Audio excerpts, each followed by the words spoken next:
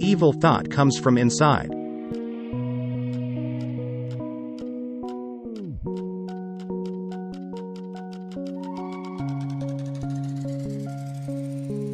The Bible did say, "Nothing outside of a person can enter and contaminate a person in God's sight.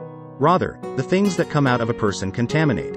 He said, "It's from the inside, from the human heart, that evil thoughts come. Sexual sins, thefts, murders, adultery, greed, evil actions, deceit, unrestrained immorality, envy, insults, arrogance, and foolishness.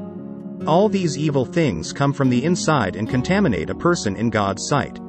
Mark chapter 7 verse 15 and Mark chapter 7 verse 20 to 23.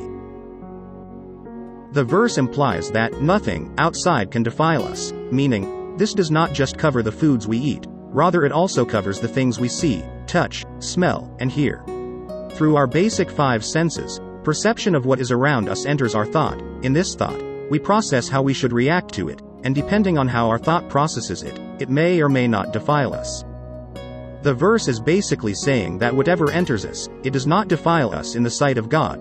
What may defile us is our reaction towards what enters us. This reaction is from inside, which is due to ourselves. Example. We saw someone stole something. The image of someone stealing enters our thought. This does not defile us per se, but if in our mind we wanted to steal also, this is what defile us, since instead of being repulsed by it, we are inspired to do the same. This being inspired to steal also now came from inside of us. This goes the same when we see an act of adultery, sexual immorality, murder, adultery, greed, malice, deceit, lewdness, envy, slander, arrogance, and folly.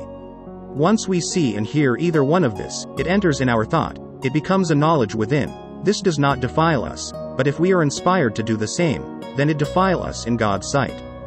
The Bible says, "More than anything you guard, protect your mind, for life flows from it." Proverbs chapter 4 verse 23. As the verse says, we ought to protect our mind, because the mind is where wisdom can be, and wisdom is a spirit. It is the wisdom that tells us what to do with the knowledge entering our mind, so that our reaction towards what enters inside our mind does not defile us in God's sight. Here, life flows. As Wisdom of Solomon says, "Wisdom is a spirit that wants only what is best for humans." Wisdom won't declare blasphemers to be innocent because their own words convict them. God is witness to their thoughts. Truth examines the heart and hears what is said. Wisdom of Solomon 1, verse 6. Don't forget to subscribe and hit the bell button for instant notification.